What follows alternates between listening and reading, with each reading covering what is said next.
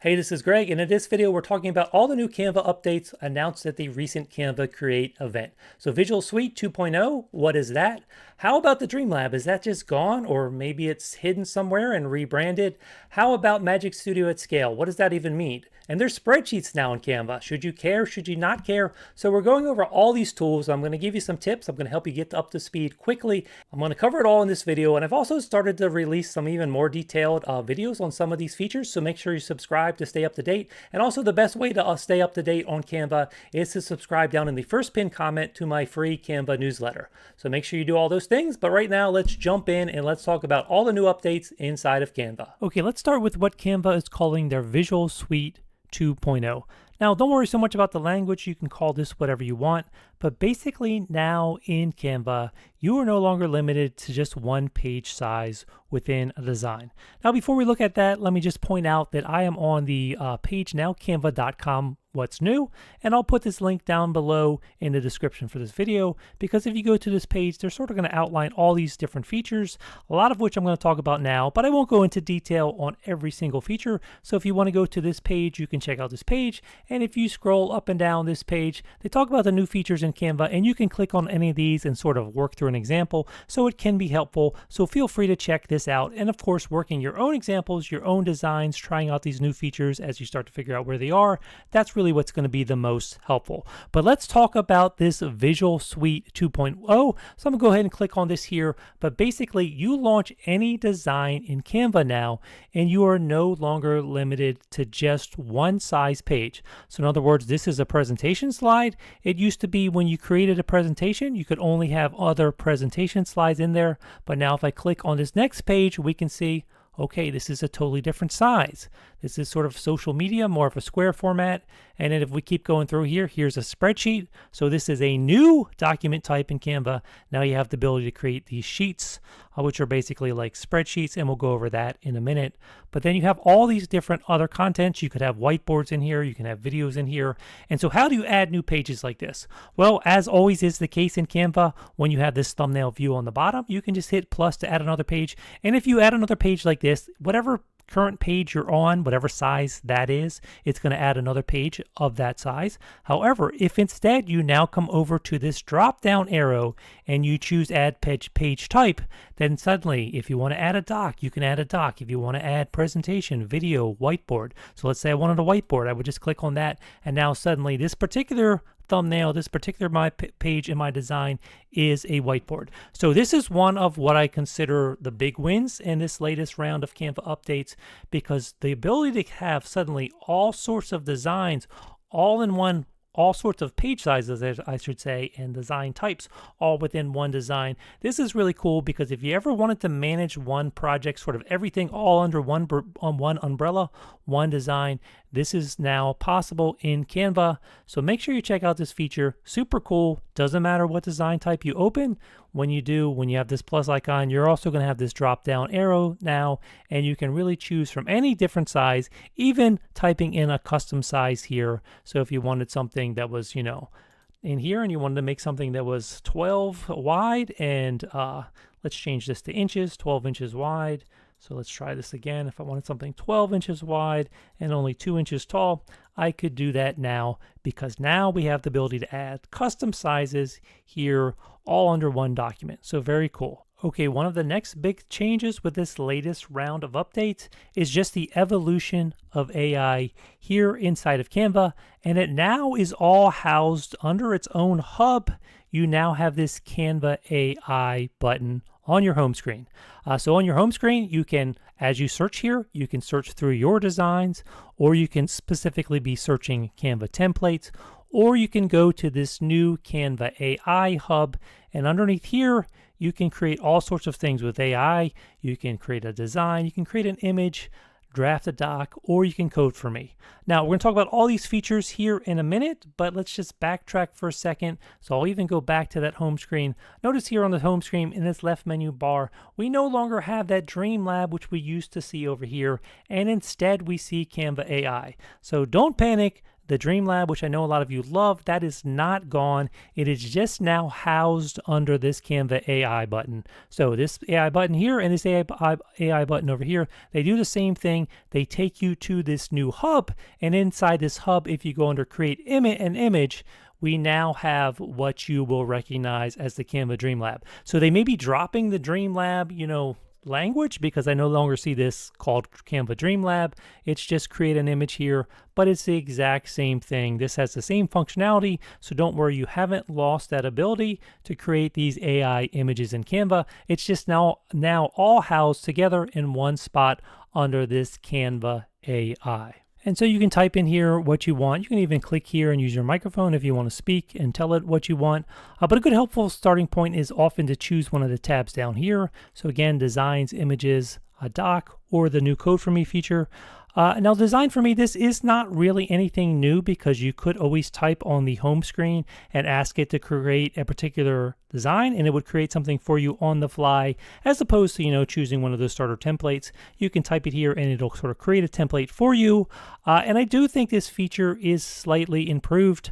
You can also add media as part of your feature here. So let's just say we're going to go in here and maybe I'll choose this image here because I'm going to use this image, and I'm going to say something like, create a birthday card for Grandma Rose, who turns 85 today, and we'll go ahead and hit enter, and then it's going to go ahead and it's going to generate some possible results for us to choose from. So it takes a moment to think, and just like it did before, it gives you a few different options. So just give it a moment here to map out these designs, and then you can ask it for more options. You can use one of the suggestions down here, but again, if you click on any of these, you sort of get a preview. Sometimes you can create a multi-page design, but of course for something like a birthday card, it's just going to give you a one-page result, and if you want to edit that, you can click on it a little farther to see it. You can come in here, you can do things like adjusting the color right off the start without even entering into design mode. So that is pretty cool. You get something you like, you want to edit it even farther, then you can jump into this Canva editor, and then you have all the options you always have here within the Canva editor.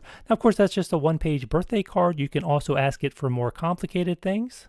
So you could also ask it for something like create a 20-slide presentation on graphic design. Of course, this is pretty generic, and I think the details matter here. Specificity matters, so you could add in more details. So maybe you'd also say something like have slides on the importance in design of contrast, balance, repetition, hierarchy, white space, alignment, proximity, color, and typography. So again, getting as specific here as you want. And again, this isn't a magic tool, so expect that you're still going to have to go in there. You're going to have to make edits. But of course, we'll go ahead and we'll run this. We'll see what kind of results it brings back. So it did take about 20 seconds there, and I edited that out of the video, so it does take a little bit of time. But if we come in here, these both say 1 of 20, and we can see that there are a couple other options. So it's given me 4 different options, and all these options you can go in and look at a little farther here. And again, 1 of 20. So the reason why I say that 20 and this tool is slightly improved is because before, I think this tool maxed out at 10 slides. It would not give you 20 slides if you asked for 20 slides.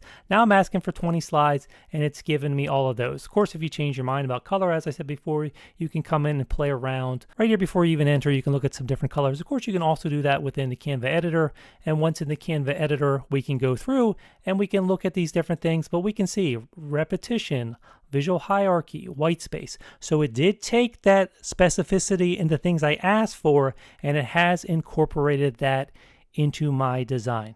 So using that AI technology to do some of the work for you, don't expect it to be perfect. You still need to go in there. You need to bring your own content. You need to edit. You need to make sure things are right. You're going to have to make changes, but it is a helpful tool just to get started quickly on a project. But again, provide as many details as you can up front to help guide this tool, and you will get better results. Now, also of note, as you start to have these AI projects, it's going to keep a record of your old projects. So I can see down here recent chat. So anytime I ask it for something, it's calling that a chat, and it's storing it down here. Now, if you don't have your left menu open, you can also click up here, and you're going to see a record in your left menu. And what you see down here or in this left menu may change based on the category you're in.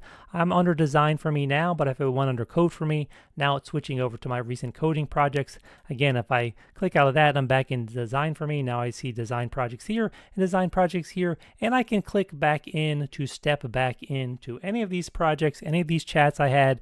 And this is a chat here now where even though I've asked it for something and it's returned me some results. I can come in here and I can ask it something else. So if I forgot to include something, I could say, could you also include a section on the golden rule? And now it's going to take this into account, and it's also still going to remember what I've asked it here previously in this conversation thread. So this might be helpful.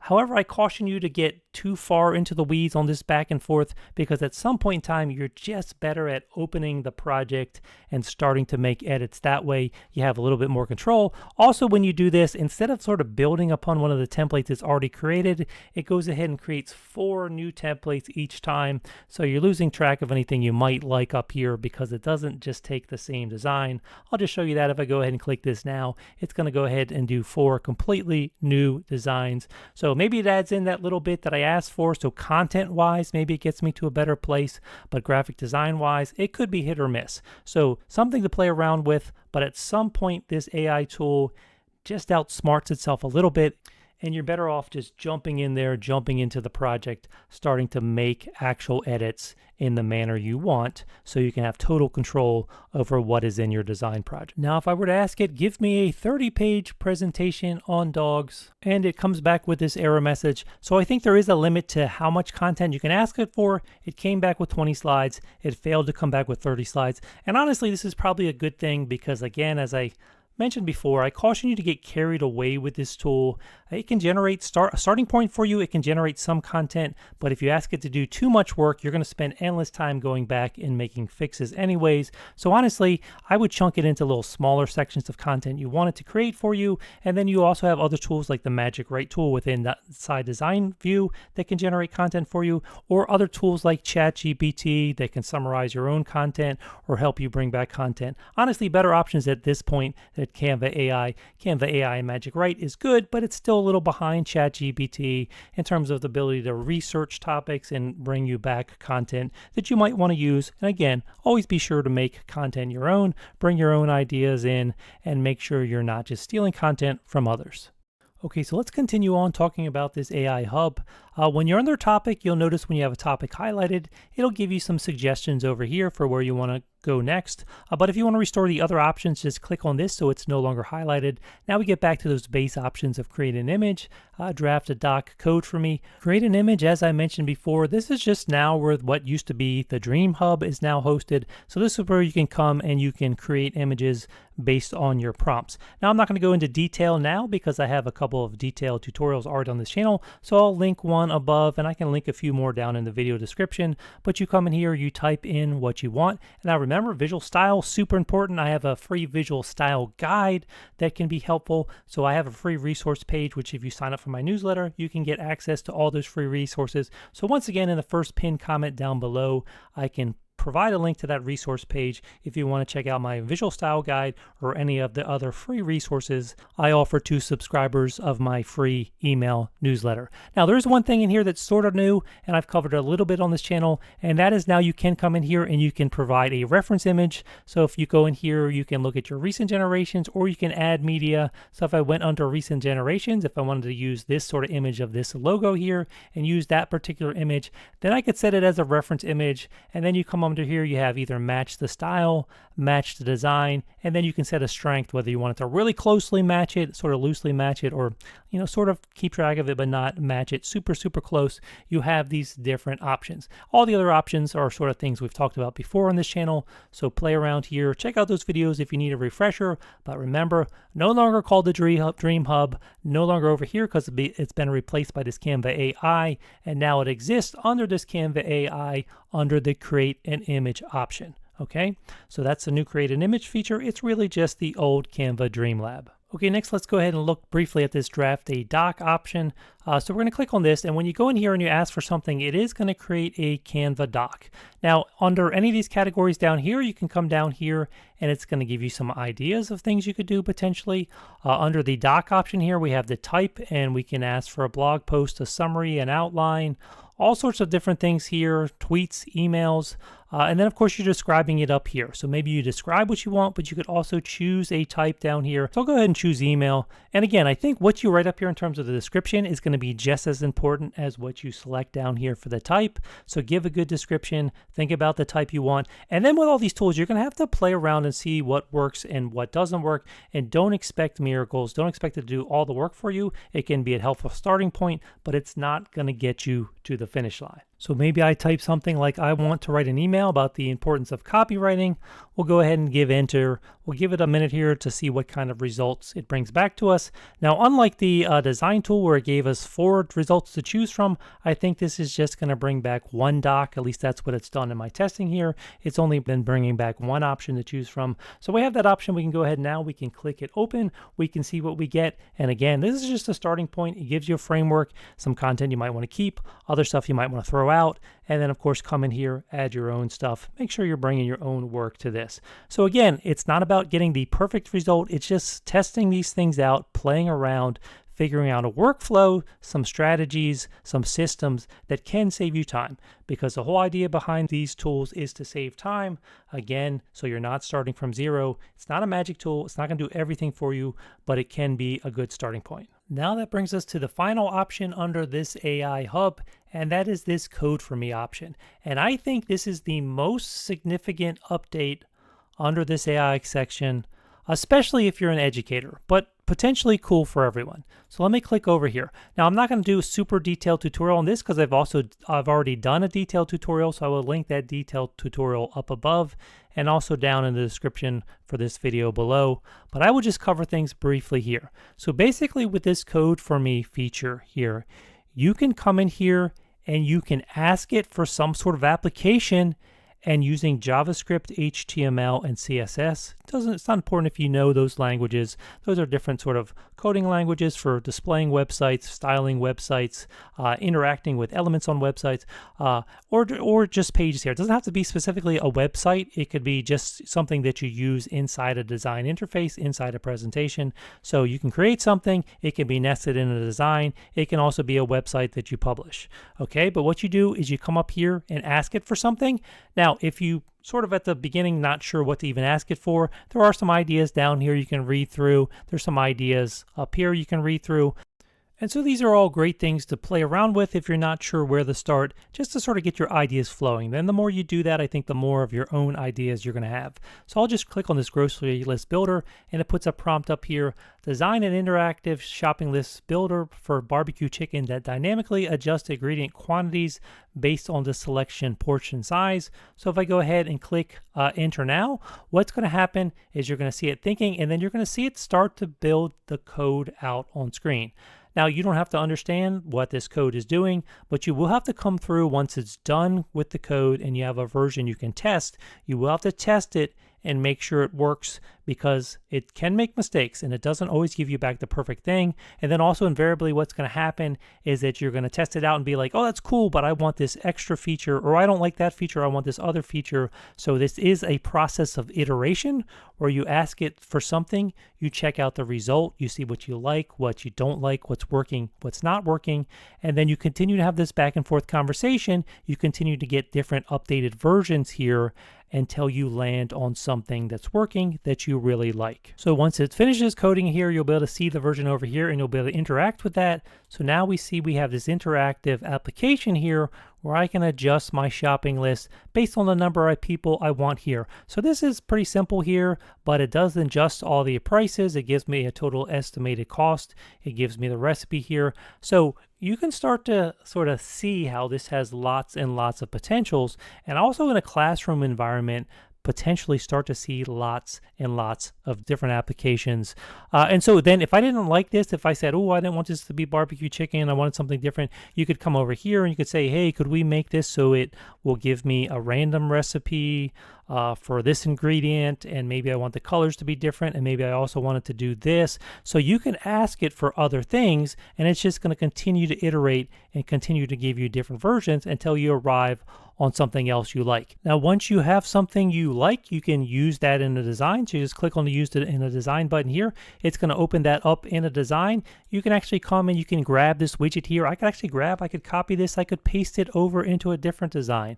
Or if I was doing a presentation here, so let me just go here and I go into present mirror and I go into present here, then actually as I'm presenting here, this is actually a live application. So I can actually go in here and play around this during the presentation. So it's actually like a live interactive thing, which is what is so cool about coding things out this way. And again, with just a very little bit of work, just a back and forth using simple language, simple conversation, Canva will create something for you very quickly. Now, as mentioned, I already have a more detailed tutorial on this channel about this Canva code new feature. And in that example, what I did was I gamified the idea of learning multiplication tables in school. So I basically set up a multiplication challenge where kids have to come in and they have to answer a series of questions.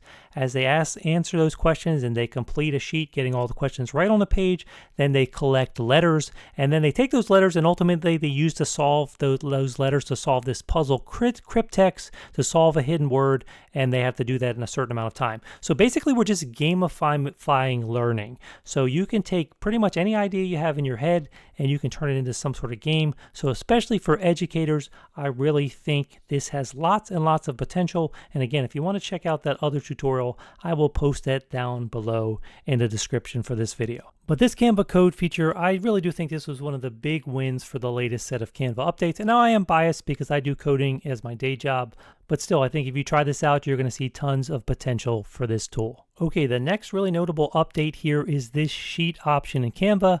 Basically, this is Canva's answer to the spreadsheet. So now you have spreadsheets in Canva. Now, I'm going to say off the top that if you're someone who crunches numbers in Microsoft Excel, if you use something like Google Sheets, I don't think this is immediately going to trump those or even ever trump those just in terms of crunching numbers.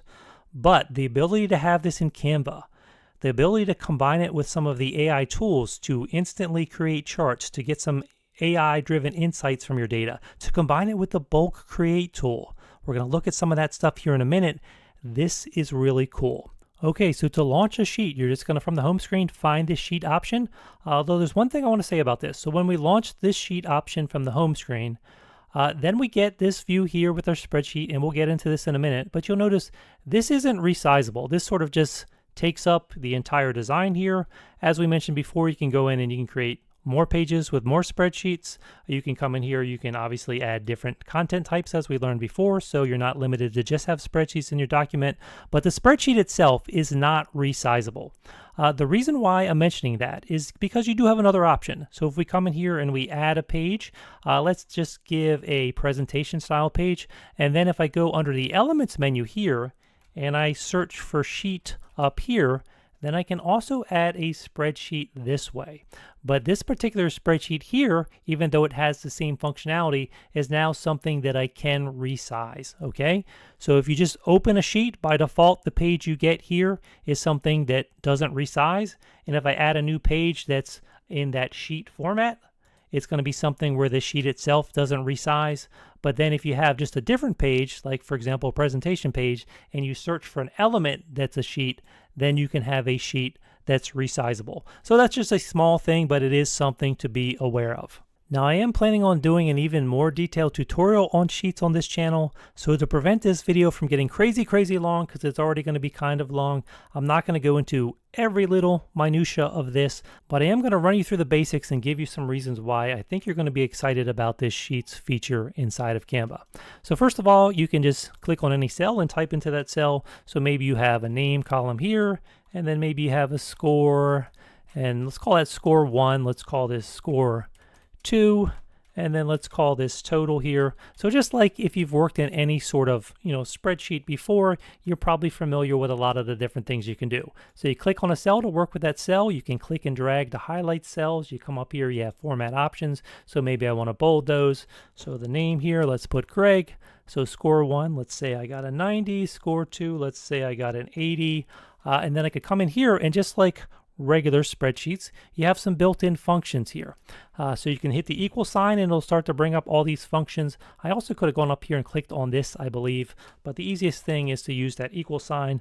So if you use equals, and then if you've ever used spreadsheets before, you know you can also click on cells to make a reference to that cell. So if I wanted to add this score here to this score here, I could just type equals, and then again, I could use this sum thing, but I also could just click over here, and you can see it says equals B2. And so then what do I want? Well, then I want to add that. So I'm going to do a plus, and then what? I want to add it to this cell. So equals B2 plus C2, and enter. And then we see we get a total there. Now, that was me clicking on cells and sort of getting that reference number to that cell. But you could also come in here, and if I just delete all that, you could also just go in here and hit equals and search for that function. So we want to sum those numbers. What do we want to sum? And then I could drag this around the cells I want to sum, and then hit enter. And so now there are multiple different ways you can do it. So if you haven't worked in spreadsheets before, it may take a little while just to get comfortable. If you have worked in spreadsheets before, then you're going to know your way around, and it's going to be similar to things you've done before. And of course, if I had another name here, so maybe this is Sue, maybe this is Sophia, and so of course maybe they had scores. So let's just say there's 100, there's a 95, let's say this is a 76, let's say this is a 94, and then of course I could just copy this formula, Control C, and then paste it down, Control V. Usually when you copy formulas like that, it's going to work and understand that you went from line 2 to line 3. So you notice this formula here is summing B2 to C2, and then this one here, B3 and C3. So it was smart enough to know, hey, I'm copying, pasting that down to another line, so I want to use the values from this line here. So again, if you're familiar with spreadsheets, you're familiar with all these things. If you're not familiar with spreadsheets, you may just have to watch some basic spreadsheet tutorials and start to get know your way around. But so this is cool that you can have numbers in here. You can create spreadsheets by manually putting in values like this.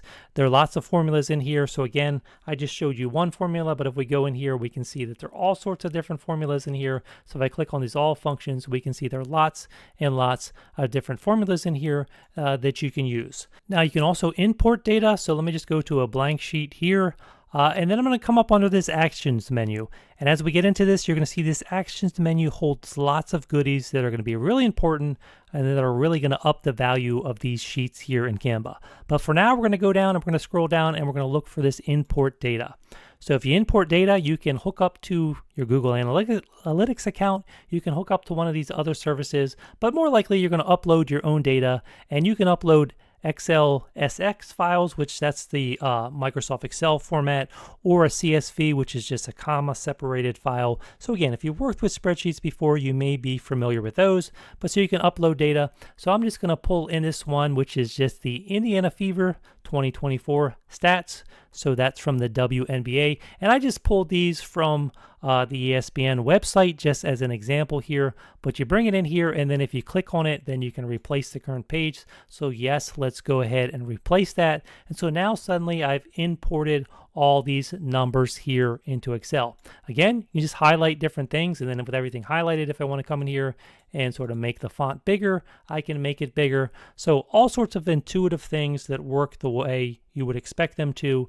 But then of course the really powerful thing here is the ability to come in and take advantage of some of these on-the-fly AI tools. So for example, if I were just to highlight all the players here and all the different stat categories, then I very quickly could again go back up under this Actions menu. This time I'm going to choose Magic Charts, and then suddenly on the fly, it's going to start to make suggestions for me for different chart types I might want to include, and I can actually just click and drag and bring one of those right over onto screen. Now, if I want a little bit more space, now that I've brought it onto screen, I can actually hit Control C to copy it. Let's just put a blank presentation page, and I'll paste it on here. Now, even though I've pasted it on a different page, I can resize it now. And even though it's on this different page, it is still linked to that data set. So if I went back and made a change to that data, I would make a change to my chart here. Just to show you that, let's look at this Celeste Taylor games played 5. Let's say I went back to that sheet there. So that was on page 6 here. Let's go and find that one. I don't need this copy of this chart anymore, but Celeste Taylor games played 5.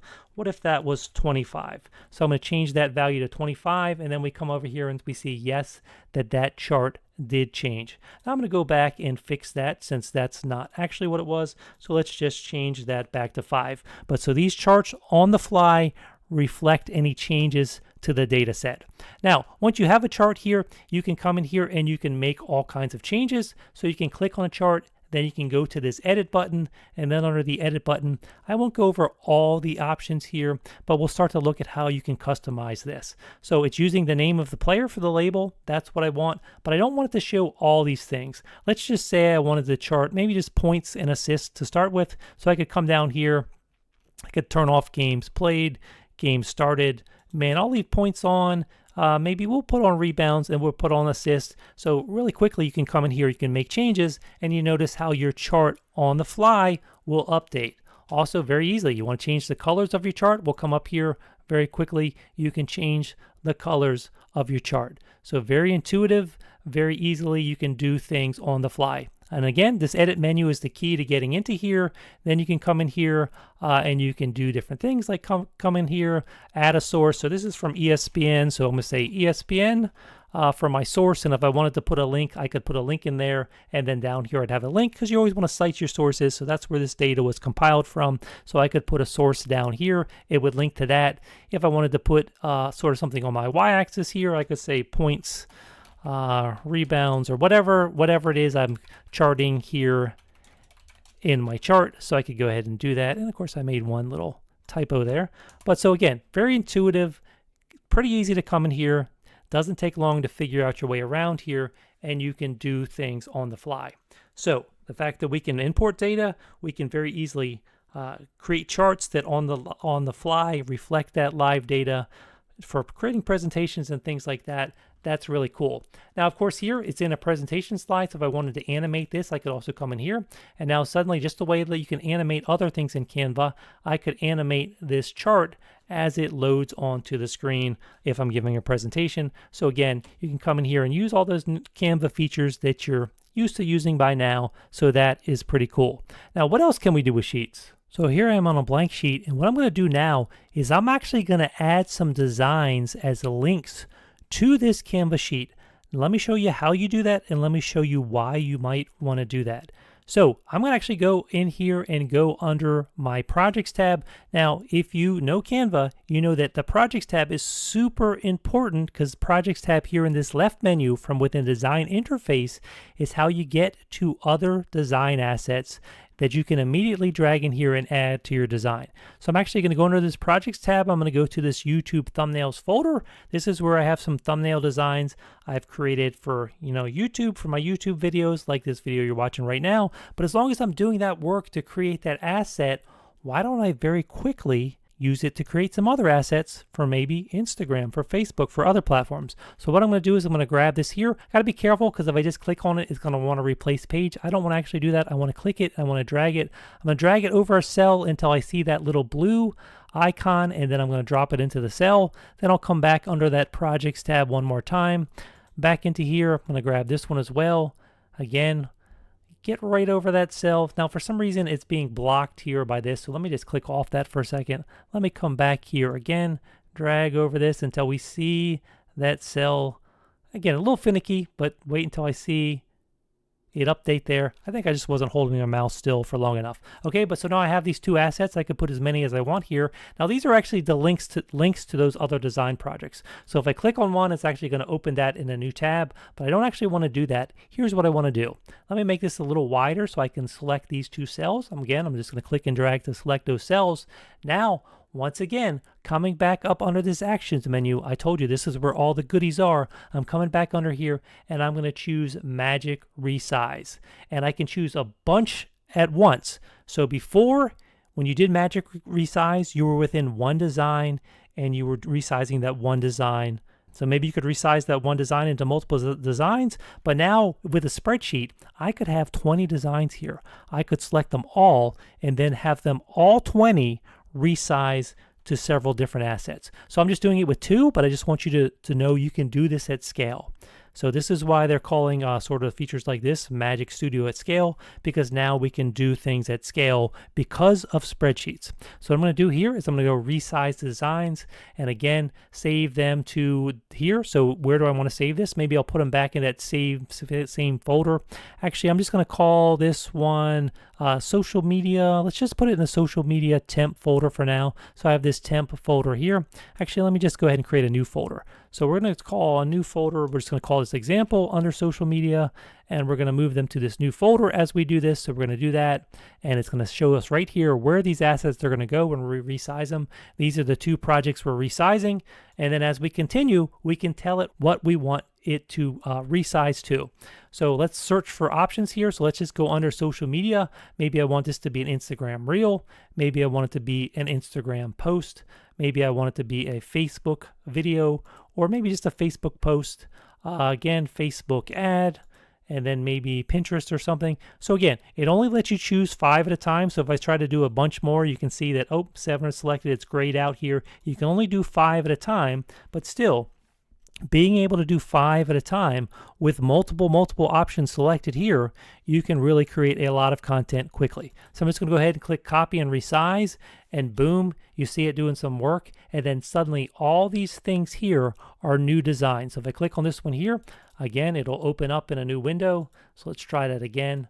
Clicking it right here to open it up in a new window, we can see that, boom, this has been resized to a new, wider format. Now, you know, when you do this, sometimes you have to come in here. You might have to move things around. You may have to resize some elements. So there is some work to do, but very quickly, you've created a lot of assets. So let me just show you if I go back to Canva home screen. So I'm going to go back to the Canva home screen. And then if we go under the projects tab here, I'll just come over here and we'll look for that example folder. So let's go under folders. Let's search for example. Where do I search my folders? Right up here up top. So example, and we're going to find that example folder. So this is going to be a folder. We're looking for that example folder, and we can see now it has those 10 items that were just created on the fly. So I can open up any one of these, and it's resized the project. Now, there is some work to do. As I mentioned before, you might have to come in here. You might have to select elements. You may have to do some resizing, get things looking the way you want. So maybe I want this to be about this size here. We'll move this element up here to the top. Let's grab these again. Let's try to group just those. We'll bring that down. We'll bring this down. We're going to bring it back out. So again, take some work, but you've done a lot of the work already. So you can really save time by using spreadsheets now for this sort of bulk task. So how else can you use Canva Sheets? Well, let's just imagine I was running a social media campaign on entrepreneurship. Maybe I have a free guide on entrepreneurship I'm giving away to entrepreneurs. And so maybe I want to create some graphics that are quotes about entrepreneurship, and I'm going to use that to promote my guide. Okay, so how can Sheets help? So let's just select these 2 columns here. And what I'm going to do is I'm just going to come up under actions, and I'm going to choose Magic Write. And so I've typed out here, please give me 10 quotes about entrepreneurship. Put the quote in column A, and the author in column B. Please include double dash before the author's name. I want that to be before the author's name, so I'm asking it for that as well. And let's go ahead and see if that'll generate that for me. And we can see that yes, it's building out exactly what I wanted.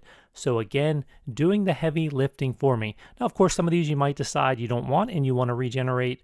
That's fine, but this is going to do a lot of the work for you. So I'm going to go ahead and insert that into those 2 columns, just like that. That's done. Okay, how about some images? I kind of want some images to go on the graphic here. So I'm just going to come under my Elements tab. I will search for entrepreneur, something like that.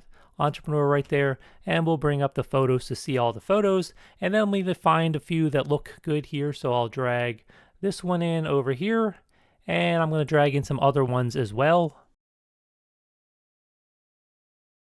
And actually, instead of trying to hover over like I was before where you have to wait and it's a little cumbersome, I just figured out right now, all you have to do is highlight the cell and then just click on the photo you want. So that makes it even easier to add in photos. So let me just add in some for these real quick. So again, really quickly, just going to add some in. We'll put this one here, we'll put this one here. And again, take as much time as you want doing this, but very quickly we can find some photos we like, we can add them in here, and then I'm going to show you how we can take this even farther. Okay, so we got our pictures there, but you know what? For these graphics, I'm not going to want the background of these photos. I want to take the background off of these photos, so I'm just going to select all these again, and I'm going to come up and choose Background Remover, and look at this.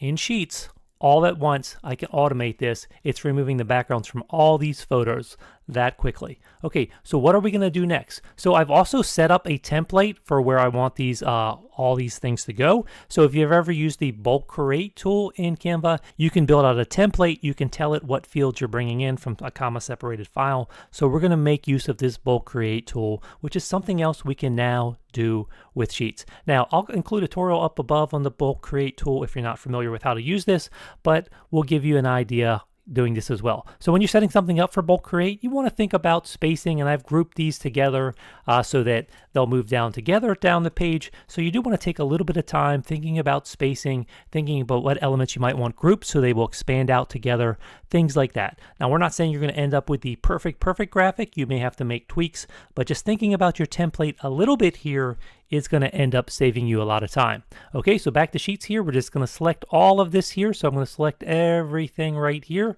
And then what I'm going to do is come up to the Actions menu, and we're going to go down and we're going to find Bulk Create, because yes, now Bulk Create can work with Sheets directly like this. Again, you could always import a CSV, but now having it in Sheets here makes it super easy. So we're going to hit continue after we select the range we want, and then you're going to have to tell it what design you want. So let me back out here and let me continue here, but let me come in here and search. I have this template, so I'm going to search for, well, here it is right here, Bulk Create Pinterest template, but if not, you could search for it here. You could search your content, find folders, find where it is, but here's the template right here. So I'm going to go ahead and click on that as the template I'm going to use, and then I have to connect things up here. So I'll come over here and I will say right here, and I will add, this will be the quote. So you got to right click on this, connect data. We're going to choose quote. This down here, this is the author. So we're going to right click, connect data, choose author. And then down here, this is my image. So I'm going to right click, connect data. We're going to choose image. Now I've got everything connected. So you have some advanced options if you want to control the name, the destination, if you want them in individual designs, multiple page designs. Actually, I'll put them all in one design here just so it's easier for us to sort of view it at the end. But you could create 10 individual designs, however you want to do this. So I'm going to go ahead now and create the design, and it's going to go to work.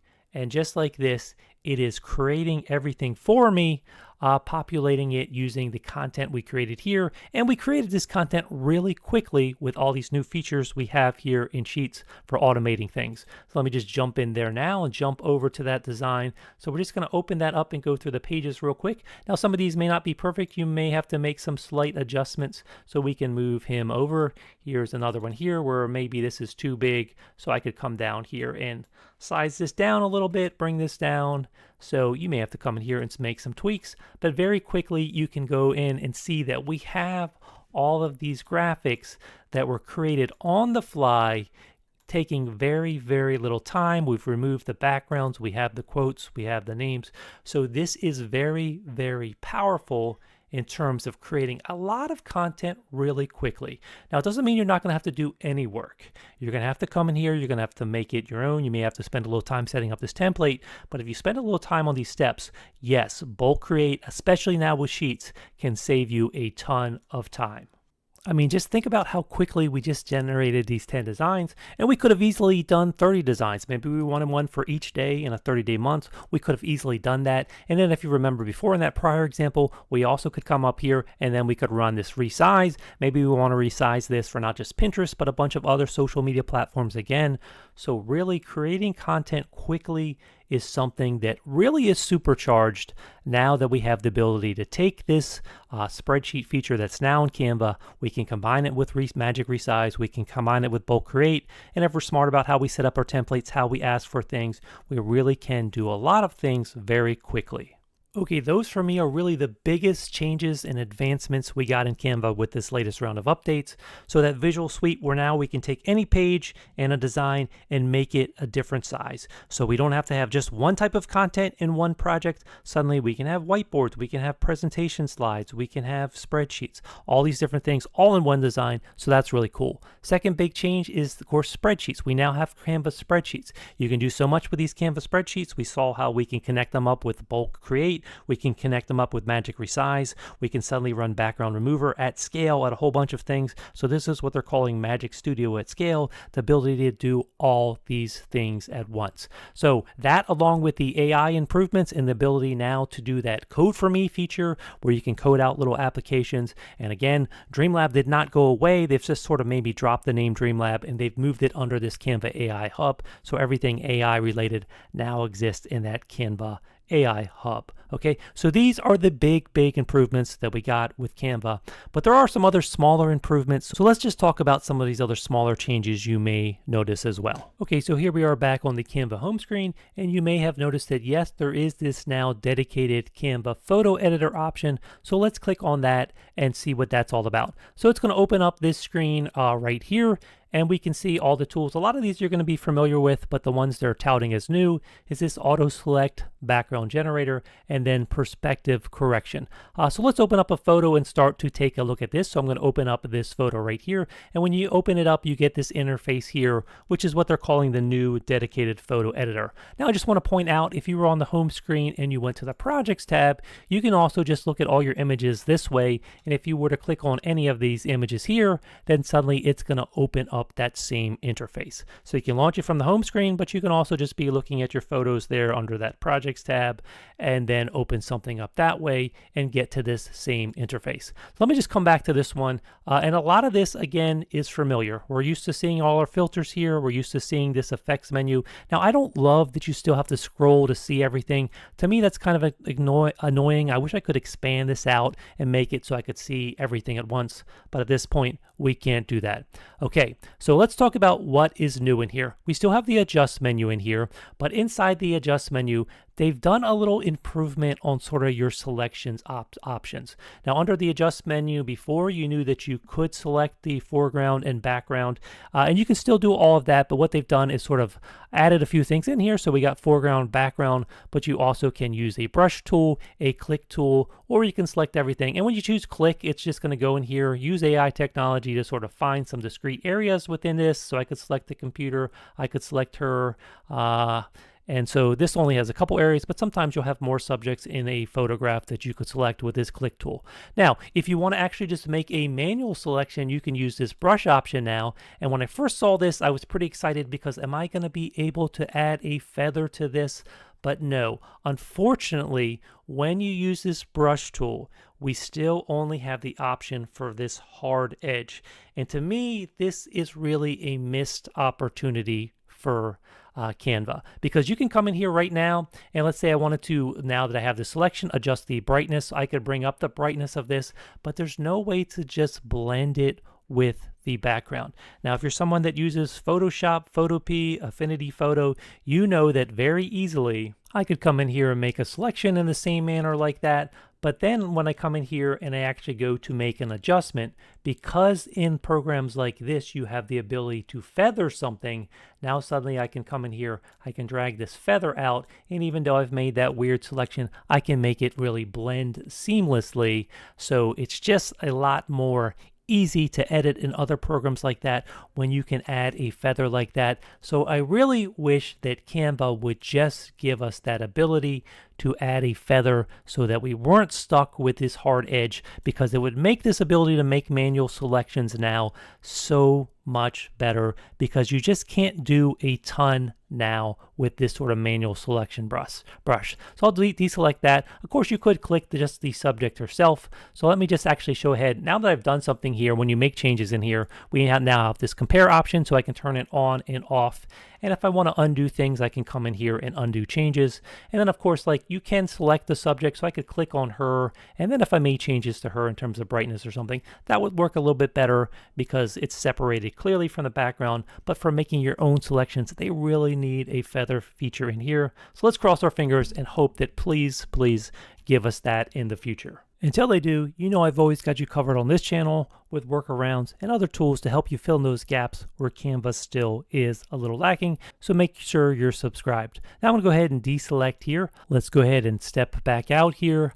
Now let me bring open that adjust menu again and just show you that just like you did in the past, you have the ability to come in here and edit colors. So if I wanted to affect the color of this laptop, I can see that it's showing me the main colors here at the bottom of this adjust menu. So I could click on this, and then I could come in here and play around with this hue slider to select a different color. But notice when I do, it's also getting the background, right? So this would be a case where, let me reset that adjustment. Maybe I would want to make a selection first. However, if I come back up here and I go ahead and click, and I select just this laptop area, now suddenly we lose that option down here. We can no longer just adjust the color slider like we could before. So just another case where I feel that Canva is still a little lacking with their photo editing tools. Now, if I were to come into the project menu now, just in design view, I should say, I wanted to show you that when you have a photo in design view, it's also now going to show you up in the edit bar, the floating bar up here. It's going to show you the main colors here. And you can also just come right in here and edit colors this way. So if I wanted to sort of do the blue color that's on her jacket, I could come in here and I could just choose a new color and I could affect that color. So again, this is something that you'll find now in the main Canva interface when you're working on a design, and it can be helpful. But again, when you have colors that aren't isolated, you can't really select and then do this color change, because if I make a selection here, so the same thing here, if I were to come on this and click this and then go under the edit menu and click on this laptop or something, then suddenly I lose that ability up here or under the adjust menu to select that color. So what I'd have to do in this case is probably use something like the magic grab tool, background remover, to pull something up on a different layer, and then I could adjust the color once I had it on a different layer. So there are workarounds, but again, I wish I could just do more with the actual photo editing tools themselves here inside of Canva, but they have moved it forward slightly, so hopefully they will still keep moving it forward. So let's just step back and look at those other improvements that they've offered in here. So if I come back here, we see that now we have this background generator. So let's start by removing the background. So let me just come in here. Actually, it'll probably remove the background for me. So let's just go ahead, background generator, describe the scene, mood, and lighting you're imagining. So let's just say tech background, colorful, happy, I don't know, just some basic things, and we're going to go ahead and generate. So this is not, for me, super different than just using something like the AI image generator, which used to be the Canva Dreamlab, the ability to generate an image. But what I guess is different is it is looking at your subject now. So when you use this background generator, it's specifically trying to do something that matches the subject in here. So it's going to give you 4 options, and it's trying to take your little prompt and it's trying to match your subject. So again, you also have an option here where you can come in here and you can try to match the subject even more. So keep as it is, or it will make some little micro adjustments here. And if you start doing this, it's going to slowly affect, the lighting that it has on your subject itself. So because it is bringing the subject into play and thinking about that and thinking about the contrast and lighting on your subject, this background generator is helpful when you're trying to take a subject and put them on a new background, because it is looking at that. Whereas if you just use the Dreamlab, or what I should say is now the image generation in Canva AI and that Canva AI Hub, it does not take into account the subject that you're going to be placing on that. It's just taking your prompt, it's creating something. It can work, but if you want slightly better results, I think this background generator, because it does look at your subject, because it does give you these slight refinement options, it is a step forward. It is a slight improvement. So again, this background generator, now a new tool that you're going to find within this photo editor. So then finally under here, we also have this new crop option. Now we've had the ability to crop before, but it's sort of repackaged here in this image generator. And so again, all the normal things where you can come in here, you can do a freeform crop, you can choose a specific aspect ratio, you can rotate your photo right in here. But what is new is this new perspective fix here. So I don't really have to do perspective fixes on this photo, but if I wanted to, I could come in here and we could start to make it so it's straight on like this. So we can watch this line here and try to get it straight if we were trying to get that particular line straight. If we were dealing with horizontal lines and we wanted to get one straight, you can start to fool around with this. So this is a little bit helpful, but again, this is not as effective as some of the straightening tools you have in Photoshop, Lightroom programs like that. They can do a little bit better job with this sort of perspective fix. So again, helpful improvement, I think, yes, but super helpful, maybe not yet, but they are moving it forward, so we can at least be grateful that they are making these improvements. And again, you should never expect Canva to replace Photoshop. It's not going to be the all-in-one tool for everything, but we do hope that they continue to make some of these slight improvements so it is a little bit more useful for anybody that wants to do some quick edits here with their photos inside of Canva. A few more recent Canva updates, just worth mentioning quickly. So if you might notice, if you have any text selected in Canva, you now see this new option up here in the menu for advanced formatting. And if we go in here, the first thing we're going to see under this general tab is basically the ability to add superscripts and subscripts. So 32 versus equals 9, that doesn't make a lot of sense, but maybe what I meant was 3 squared. So if I wanted to come in here and take this and make that adjustment now, I could come up to this menu and I could turn that into a superscript there. So 3 squared equals 9. Same thing here. If I wanted to turn this into H2O, I could come down here, select the 2, come up to that menu, and now I want this subscript. So again, right here, and if you hover over some of these, you'll see that these actually have some keyboard shortcuts. So Control plus a comma, and up here, I believe it's Control and a period. So you could just come in here and sort of toggle that on and off just using your keyboard shortcuts. If you learn those keyboard shortcuts, again, maybe something you're not going to learn, maybe something you're not going to use, but if you are someone that's a math teacher, maybe there's something you're going to make use of. Now, the other changes under that menu there is kerning and ligatures.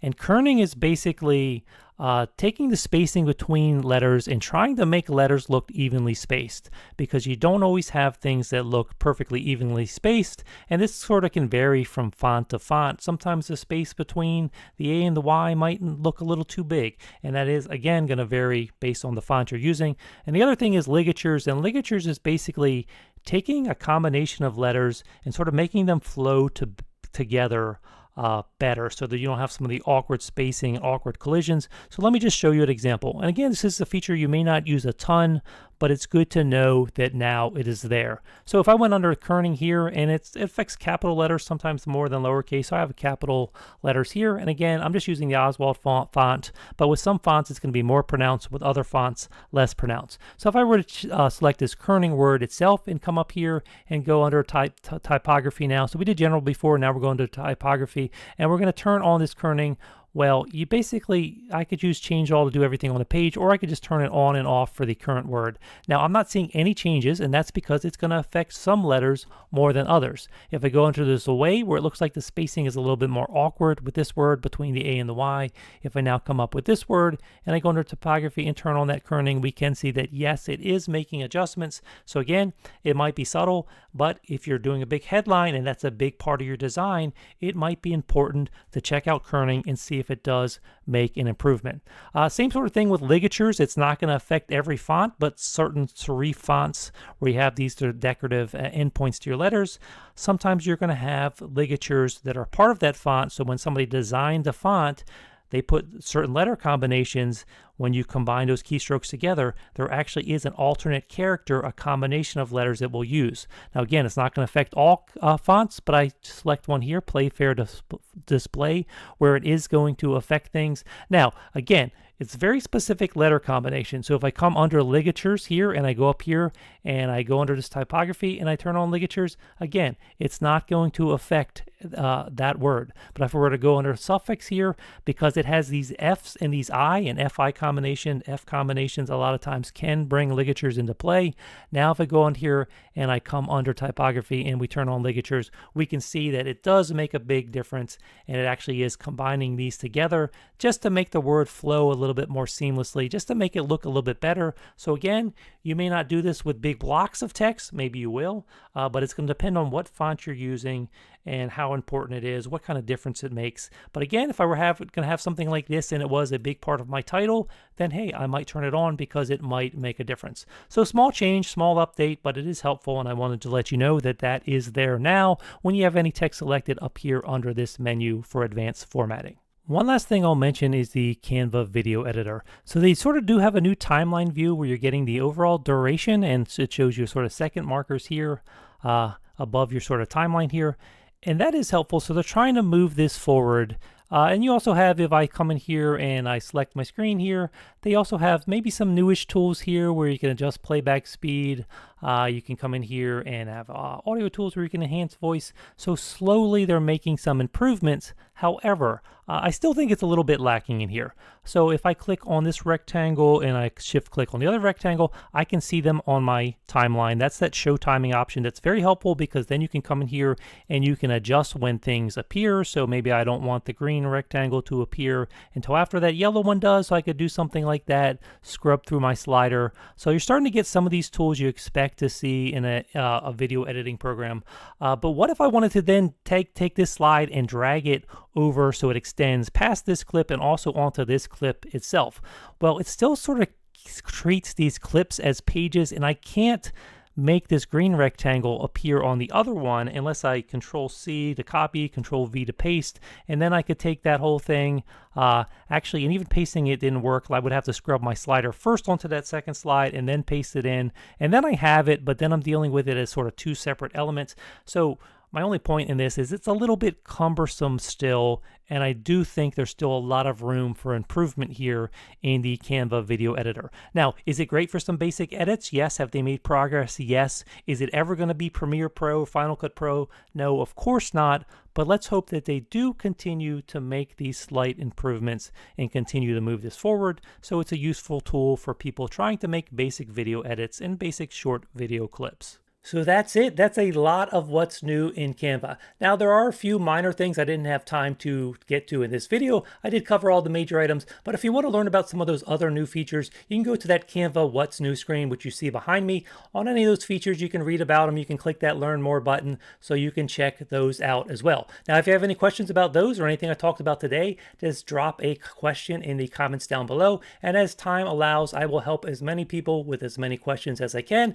And as always, make sure you subscribe, and if you really want the best way to stay up with Canva, just go ahead in the first pinned comment down below and sign up for my free Canva newsletter. I'll also provide a link there to a free resource page where I give away a number of free resources to my email subscribers that you can go check out, take advantage of anything you like. Thanks again for watching. I hope you love all these new Canva features. Let me know what you like in the comments down below, and I'll see you soon.